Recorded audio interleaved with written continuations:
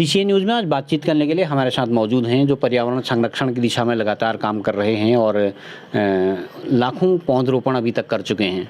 विभिन्न स्कूलों में जाके, पूरे ज़िले में, विभिन्न अन्य जनपदों में जाके भी जो उनका पौधरोपण का कार्य है, उनका बड़ा सराहनीय कार्य है पर्यावरण संरक्षण की दिशा में। और आज उनसे मिलने का एक वजह ये भी है कि हाल ही में उनको प्रदेश स्तर पर जो है जामवंत पुरस्कार से सम्मानित किया गया है। उनसे जानेंगे कि वर्तमान में वो क्या कुछ कर रहे हैं और भविष्य के लिए क्या योजना है। हमारे साथ मौजूद हैं किशन सिंह मरड़ा जी, वृक्ष प्रेमी के नाम से जो मशहूर हैं। मरड़ा जी, आपका स्वागत है हमारे चैनल में। धन्यवाद सर। सर, अभी आपको एक जामवंत पुरस्कार से सम्मानित किया गया है। आपकी जो मुहिम है, आपकी जो पहल है, आपका जो अभियान है पर्यावरण संरक्षण की दिशा में, पौधरोपण की दिशा में, कितना ये पुरस्कार मायने रखता है और इससे क्या आपको और प्रेरणा मिलती है इस तरह के पुरस्कार मिलने से? ये तो ऐसा है, मैंने पुरस्कार के लिए कभी इस प्रकार का कोई कोशिश या प्रयास नहीं किया। अपना काम जारी रखा, अपनी भरपाई। लेकिन ये थर्ड आई और जो एनजीओ है, इन्हें पता चला मेरे बारे में, तो इन्होंने वन भवन उत्तराखंड में माननीय सुबोध उनियाल जी के हाथों मुझे जामवंत पुरस्कार से सम्मानित किया इसी 18 अप्रैल को। रही बात पर्यावरण की, तो आम जनमानस को बिल्कुल पर्यावरण के बिना तो कुछ हो नहीं सकता है, क्योंकि एक प्रकृति ही ऐसी है बिना मांगे जो सब कुछ दे देती है। उसका वरदान हम कहीं पर पेड़ लगा रहे हैं, उसमें जो फल छाया आती है उसे किसी को मांगने की आवश्यकता नहीं और निरंतर जारी रहता है, इसलिए बहुत उपयोगी है जी। अच्छा, ये जब इस तरह के पुरस्कार मिलते हैं तो आपको लोगों की उम्मीदें आपसे ज़्यादा बढ़ जाती हैं और एक किस्म का एक दबाव भी बन जाता है कि यार मैं और उससे बेहतर करूं। तो क्या आपको भी ऐसा लगता है, आप ऐसा मानते हैं? हाँ, हर आदमी को अपने क्षेत्र में जो कार्य करना होता है, लेकिन संसार में ऐसे हैं एक से अच्छा काम करते हैं। तो इन पुरस्कारों के माध्यम से जो जनसमूह वहाँ पर मिलता है और मुझे लगता है कि इससे और अच्छा हम आगे को प्रयास करेंगे, ऐसा मेरा मानना। अच्छा सर, आपने बहुत लंबे समय से एक अभियान यहाँ पर चलाया था, जो चीज़ नहीं हो सकती है, मूंगा रेशम के उत्पादन के क्षेत्र में आप काम कर रहे थे। पिछली बार जब मैं आपकी वाटिका में आया था, देव की लघु वाटिका करके आपने जो यहाँ पर स्थापित की है, तो अभी वो पहल आपकी कहाँ तक चल रही है? उसमें उस दिशा में क्या आपको सफलता मिल रही है? ये बहुत अच्छा सवाल आपने पूछा। मूंगा रेशम हमारे उत्तराखंड के आर्थिक और रोजगार, पर्यावरण पलायन रोजगार के लिए बहुत अच्छा साधन बन सकता है। और उसके साथ हमने जो स्पेशली कर रखा है, हमने 10 फसलें लगा रखी हैं। हल्दी, अदरक, कपूर कजरी, एलोवेरा, ब्राह्मी और लेमन ग्रास, किलमोड़ी आदि। तो अपनी आबोहवा के अनुसार हम रोज में ये मूंगा रेशम की खेती के साथ ये फसलें भी कर सकते हैं जो सब जंगली पशुओं से सुरक्षित हैं। तो आज उसमें पूरा मूंगा बोर्ड जुड़ा हुआ है और 250 किसानों को ट्रेनिंग होगी है। 500 किसानों को हमने मूंगा के पौधे उपलब्ध कराए। तो पिछले साल हमारा 7 जगह ट्रायल सक्सेस रहा है। इस बार 9 जगह मूंगा रेशम और आज ही के डेट में आने वाले हैं, जो कल परसों आप उन्हें देखेंगे। जी। तो मैं अपने दर्शकों को ये बता दूं कि बागेश्वर में मूंगा रेशम की दिशा में अगर मरड़ा जी ने बहुत अच्छा प्रयास किया है।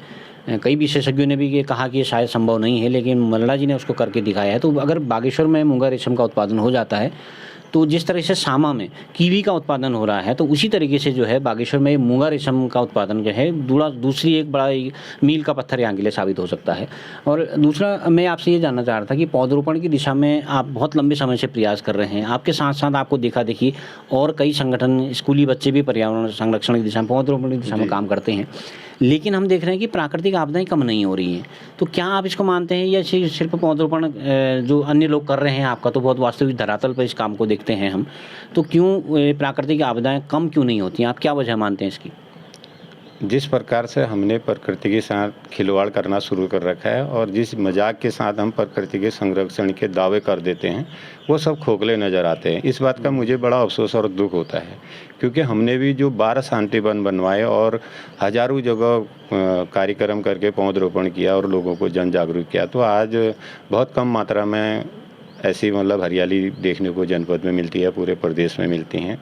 तो इसमें पूरे नई पीढ़ी को और प्रत्येक व्यक्ति को और वन विभाग को, वन पंचायत के सरपंच को, जितने वृक्ष प्रेमी, पर्यावरण प्रेमी में बने हैं, उनको मैं कहना चाहूँगा कि वो धरातली काम को करें और ज़्यादा हल्ला गुल्ला करने की आवश्यकता नहीं। जो हमारी आपदाएं हैं उस क्षेत्र को इस प्रकार से सघन फॉरेस्ट से उसको डेवलप करें। पानी की जो आपदा आ रही है, जल स्रोत सूख रहे हैं, तो उन्हें पुनर्जीवित करने का कुछ ऐसा साधन हो कि हम ये न कहें कि हमने 1 करोड़ पौधे लगाने, 1 लाख पौधे 1 घंटे के अंदर लगाने। ये नहीं, हम 10 पौधे लगाए हैं, साल में हम हम बाहरी पौधे उनको बचा लें, अपने जल संरक्षण को बचाएं। जैसे हमने अब तक 3 जल स्रोत पुनर्जीवित किए हैं और जिसका निरीक्षण 2011 में तत्कालीन प्रमुख वन संरक्षक और तत्कालीन जिलाधिकारी डॉक्टर बी षणमुगम और उत्तर प्रदेश के प्रमुख वन संरक्षक डॉक्टर ईश्वरी दत्त पांडे जी ने जब वहाँ पर 5000 खंतियाँ और 25 चाल खाल देखे तो उस समय उनके अपनी रिपोर्ट में लिखा है कि दिस एरिया इज रीजनरेट। तो 2011 में जो क्षेत्र पुनर्जीवित हो चुका था, आज उसमें हमारे 3 नौले और लोगों की सिंचाई बड़ी आसानी से चल रही है। हर साल आज की इतनी गर्मी में भी पानी बढ़ा है। दूसरा, धौलानी जो भुरचुनिया धार है उसमें 1995 से हम जीआईसी मंडल सेरा के साथ जो काम कर रहे थे, तो जीआईसी मंडल सेरा को सबसे पहले जनरल में तरुश्री पुरस्कार मिला। उसके बाद 4 विद्यालयों को और तरुश्री पुरस्कार मिला। मैं मानता हूँ कि भविष्य में सबसे ज़्यादा तरुश्री पुरस्कार जनपद बागेश्वर को मिलेंगे।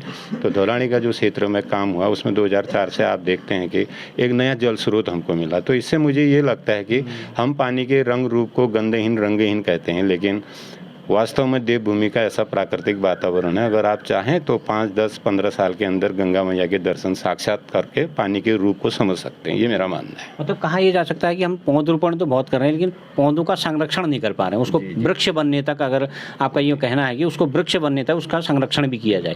जी जी जी। तो मैं एक चीज़ कह रहा था, एक हम देख रहे हैं बीच के हाल के दिनों में बागेश्वर जिले में खड़िया खनन पर बड़ा विरोध के स्वर उठे हैं। कांडा में तो बड़ी ऐसी चीज़ हुई कि कालिका मंदिर की जो शक्ति है वो भी खिसकने लगी। 1-2 गांव भी वहाँ पर प्रभावित हुए हैं।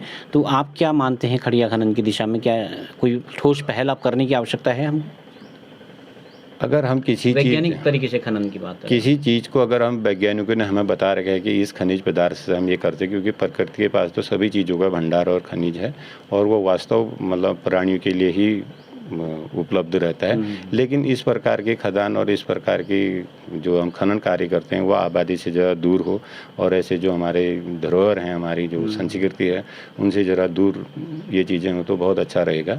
अन्यथा जिस प्रकार से हम सीधा एक हिसाब से उत्पादन की व्यवस्था कर रहे हैं और उसके बाद जो भविष्य में क्या होगा उसे नहीं सोच रहे, तो ये दुखदाई है। हाँ, थोड़ा सा कहने का ये भी मतलब है कि हैवी मशीनों का इस्तेमाल लगा, मैनुअली करें, आदमी खुद खोदें उसको निकाले, तो वो एक शायद उस तरीके से एक बढ़िया काम हो सकता है। अच्छा मरला जी, आप लंबे समय से पौधरोपण और पर्यावरण संरक्षण की क्षेत्र में लगे हुए हैं, तो भविष्य की आपकी क्या योजना है पौधरोपण के क्षेत्र में या पर्यावरण संरक्षण की दिशा में? क्या करने की आप सोच रहे हैं आगे? 1984 से लगातार मैं पर्यावरण पर काम कर रहा हूँ। फिर पौधों की कमी हुई तो 1990 से पूज्य माता जी के नाम से देव की लघु वाटिका बनाई। तो अब तक मेरा 8.5 लाख पौधों का उत्पादन जो विलुप्त प्रजाति की है उनका वो हुआ। तो और पूरे प्रदेश से लेकर अन्य प्रदेशों में और विदेशी शोधार्थी तक यहाँ पर आए। तो आज हमारे रशिया में बहुत फर्स्ट क्लास रुद्रांश भी और शिलंग के पौधे भी वहाँ पर लगाए हैं। तो अब मैं ये चाह रहा हूँ कि हमारे क्षेत्र में आबो हवा के अनुसार काफल के वन, पांगर के वन और सीलिंग के वन और मुगा रेशम के वन और दानिम के वन और बांस फलियाट के वन और रिंगाल बांस के वन अगर हम बनाएं तो हमारी आपदाएं पूरी तरह से रुक जाएंगी और जंगली पशुओं का हमारा बहुत कम उसमें नुकसान होना शुरू हो जाएगा और हमारी आर्थिक स्थिति भी काफल, बुरांस और पांगर और मुगा रेशम से, कॉल से जो हम ये काम करेंगे बहुत अच्छी इनकम होगी। हम अब इन्हीं के वन जगह जगह बनाने और वो स्थान चयनित कर रहे हैं। अच्छा, एक जंगली जानवरों की बात आई है, तो जंगली जानवर शहरों में आ रहे हैं, बंदर इतने आ गए हैं। लोग माना तो ये जा रहा था कि अगर जंगल इस तरह के डेवलप किए जाएं, जो फल वाले जंगल हैं, तो शायद बंदर वहीं रुक जाएगा, तो शहर में नहीं आएगा। तो आप कैसे देखते हैं बंदर और जंगली जानवरों के आतंक से शहर को या गाँव को कैसे निजात मिल सकती है? ये बहुत बड़ा प्रश्न आपने किया। अच्छा है, क्योंकि हमारी सरकार भी और लोग भी कब से बंदरबाड़ी की बात कर रहे हैं। मैं उदाहरण स्वरूप आपको बागेश्वर के नक्षत्रवाड़ी के 2006-07 से जो उत्तराखंड राज्य उनको शहीद शांति वन के नाम से स्थापित थी, 2010 में तत्कालीन डिपो बड़े कर्मठ डिपो थे आर सी शर्मा जी, उनमें उसकी नज़र पड़ी तो तत्कालीन जो मुख्यमंत्री निशंक जी थे उनके नक्षत्र वाटिका अभियान में उसको डेवलप किया गया। आज 25 हेक्टेयर में बहुत सुंदर नक्षत्र वाटिका बनी है। उसके लिए जो खाल और चाल खाल बने उससे पानी रिजर्व हो रहा है और उसमें मेहल में भी हमने जंगल में नाशपाती कलम करा रखी है। मैं मानता हूँ कि वो सबसे बढ़िया बंदरबाड़ा है। दूसरा, हमने जो शहीद शांतिवन मंडल सेरा में बना रखा है 15 हेक्टेयर क्षेत्र में बिल्कुल सघन फॉरेस्ट हुआ है, उसमें अमरूद है, नाशपाती है, आम लगा रखे हैं, मेहल है, हिसालू है, किलमुड़ी है, तो वहाँ भी बंदर रहता है। लेकिन जो शहरों की ओर, गाँव की ओर जो बंदर आ रहा है ये अन्य प्रदेशों से भेजे गए हुए बंदर हैं। और आज पहाड़ का बंदर तो पहाड़ में ही है, जैसे पहाड़ का आदमी आज भी पहाड़ में है और उसी हिसाब से ये बाहरी क्षेत्र से जो बंदर यहाँ पर भेजे गए हैं, इन्हें या तो वैद्यकरण करके 2011 में भी प्रमुख वन संरक्षक समूह ने वो करा था कि हम इन्हें वैद्यकरण कर लें, लेकिन कहीं पर भी धरातल में ऐसी चीज़ देखने को नहीं मिली। तो इससे किसान हतोत्साहित हो जाता है, चिंता हो जाता है। लेकिन फिर भी परिवर्तन प्रकृति का नियम है, तो हमें अपनी फसलों को इस प्रकार से बदलना होगा जो जंगली जानवरों से जरा सुरक्षित है, तो बहुत अच्छा है वो। इस तरह का रहेगा। और मल्ला जी के बारे में मैं बता दूं, पर्यावरण संरक्षण की दिशा में काम करने के आपकी पहचान तो है ही है कि आप वृक्ष मित्र के रूप में जाने जाते हैं, लेकिन आपकी एक क्वालिटी और एक खूबी और है कि कुमाऊनी लेखन में भी बहुत अच्छा काम करते हैं। कुमाऊनी रचनाएं, कविताओं, लेखन में भी काम करते हैं। इनकी एक यहाँ इन्होंने कुमाऊनी पुस्तकालय भी यहाँ पर डेवलप किया हुआ है। तो क्या कर रहे हैं सर कुमाऊनी की संरक्षण की दिशा में आप?